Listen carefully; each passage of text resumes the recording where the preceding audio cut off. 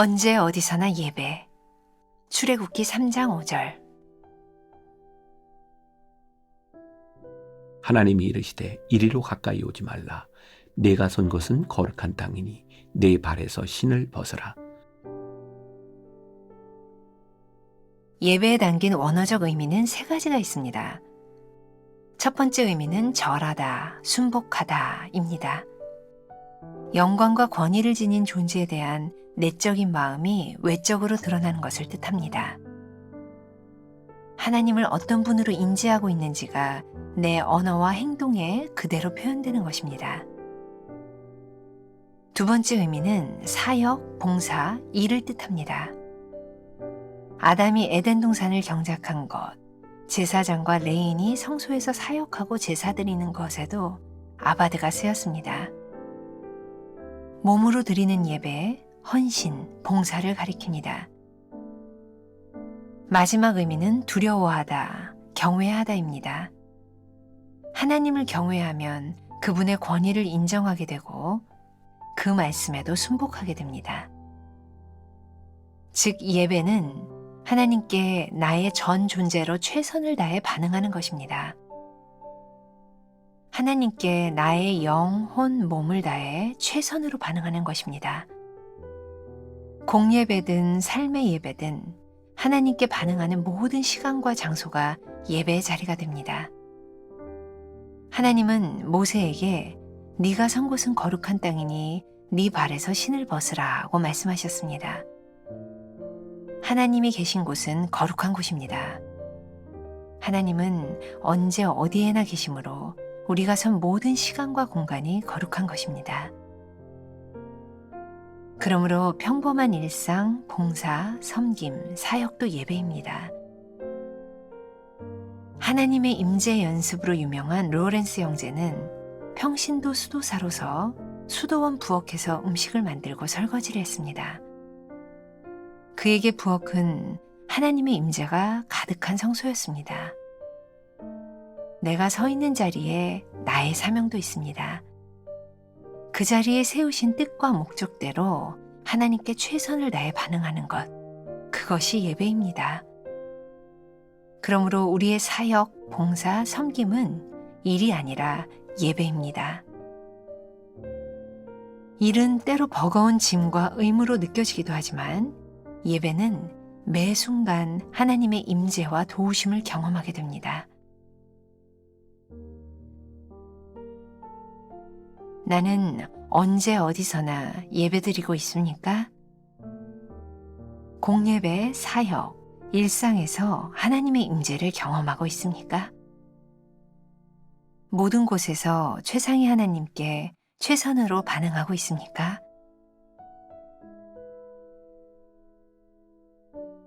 오늘은 2월 24일입니다. 언제 어디서나 예배, 이런 제목으로 함께 나누어 보겠습니다.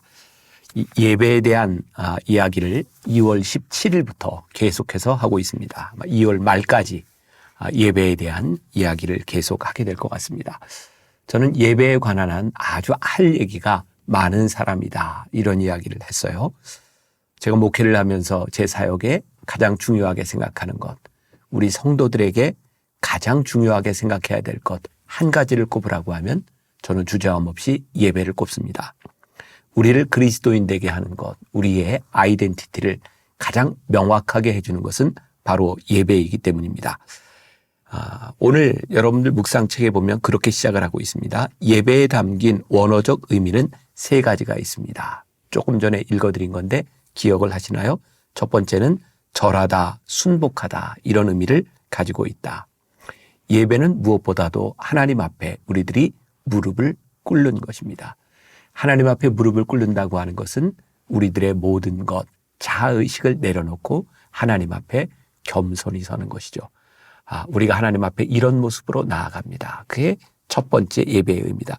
두 번째, 또 예배는 사역, 봉사, 일이라는 의미를 가지고 있다. 우리가 벌써 여러 번 인용한 말씀이죠. 로마서 12장 1절에 보면 이런 말씀이 있어요. 그러므로 형제들아, 내가 하나님의 모든 자비하심으로 너희를 권하노니 너희 몸을 하나님이 기뻐하시는 거룩한 산제물로 드리라. 이는 너희가 드릴 영적 예배니라. 거룩한 산제물, 그 예배, 영적 예배라고 하는 이 말에 어떤 의미가 있냐면 사역과 봉사라는 의미가 있습니다. 내 몸을 하나님께 산제물로 드려 우리들이 예배를 드린다. 여기에는 우리의 섬김이 포함되어 있는 거죠. 그러니까 우리들이 예배를 드리는 예배자의 삶을 살아가면서 우리들이 섬기는 모든 행위, 그것이 예배라는 말입니다. 이런 생각을 하게 됩니다.